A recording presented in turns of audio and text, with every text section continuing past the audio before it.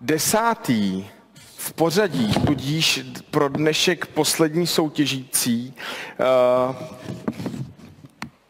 dostal ten impuls v momentě, kdy se probíral tak dlouho klientskýma datama a jejich bordelem, že už prostě si řekl a dost, pustím se do toho. Tadeáši, můžeš k nám se svým projektem Bootspace. A taková zajímavost, co jsem se o tobě dozvěděl, že už po 14 dnech ti někdo za tu doménu nabídl $20,000. Přemýšlel jsi někdy, že to vezmeš ještě teď od té doby? Od té doby ne.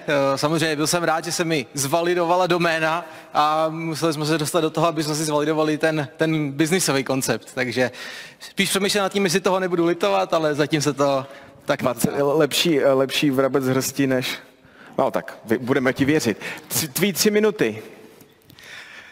Trh s cloudovými nástroji roste 3krát rychleji než všechny ostatní IT trhy dohromady. Firmy implementují víc a víc cloudových nástrojů a snaží se tyhle nástroje nějakým způsobem spolu naučit spolupracovat, propojit, sdílet data. Jenomže 55% firem využívá více než 20 cloudových nástrojů současně. A teď si představte tohle v týmové spolupráci. Data jsou rozházená všude možně, zaměstnanci neví, kde co hledat a jakákoliv centrální práce, analýza, automatizace je prakticky nemožná.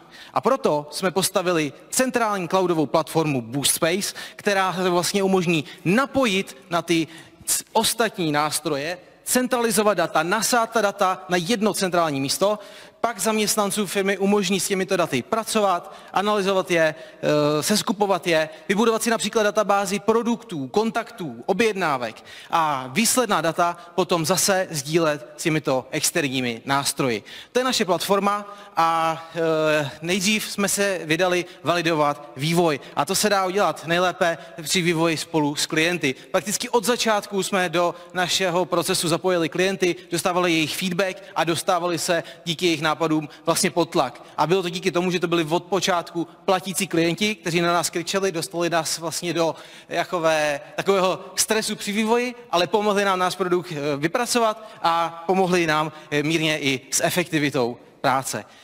Já jsem se mezi tím, co kolegové bojovali s vývojem, posunul k validaci marketingového konceptu a tam proběhlo 25 hloubkových rozhovorů, 40-minutových rozhovorů s decision makery firem, kde jsme zjišťovali nejčastější potřeby. Ty jsme si seskupili, našli jsme 20 nejčastějších potřeb a pak jsme je zvalidovali na vzorku 1230 firmách v online dotazníku. Zeptali jsme se, co potřebují. A co jsme zjistili? Nejčastější potřeby firem v cloudu. 68% online kalendář, 67% centralizace firemních dat a 65% cloudové úložiště. No a zatímco kalendář a úložiště se jeví našim respondentům jako relativně dobře vyřešené, centralizace firemních dat byla z těch 20 potřeb třetí nejméně vyřešená. A to je koncept našeho produktu.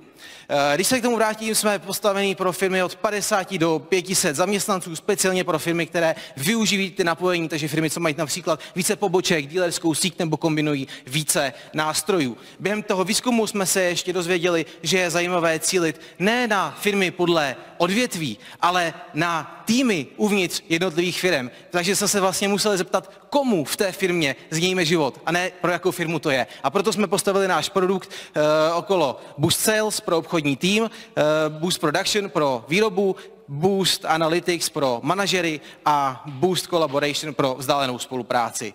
Bootspace, centrální cloudová platforma pro firmy. Krásný to bylo. Vzhledem k tomu, že znám skoro všechny ty loga, tak ten problém Startup může mít taky. Takže kdo z vás...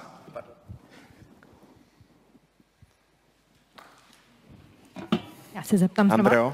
Takže díky za představení.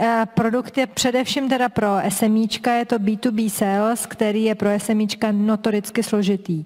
Máte namyšlený ten produkt market journey, jak to dostanete ke koncovým zákazníkům? Super, díky za otázku. To máme skvěle vymyšlený, protože centralizace firemních dat není dobrá pouze pro koncové uživatele, ale je vlastně dobrá i pro ty vývojáře toho softwaru. Když se podíváte na tu chobotnici a byli byste vývojáři jednoho z těch softwarů, tak já vám řeknu, uděláte si jeden most do BoostSpace a díky tomu mostu se dostanete k datům z 20, 30, 50 různých aplikací. To znamená, my tam máme ten model, kdy se skamarádíme, uděláme si business partnerships s vývojáři a s třetími nástroji třetích stran a půjdeme penetrovat nebo půjdeme se dostat do jejich cílové skupiny a vlastně nabídnout jejich cílové skupině funkcionalitu navíc. Tadeáši, moc děkuju, díky moc.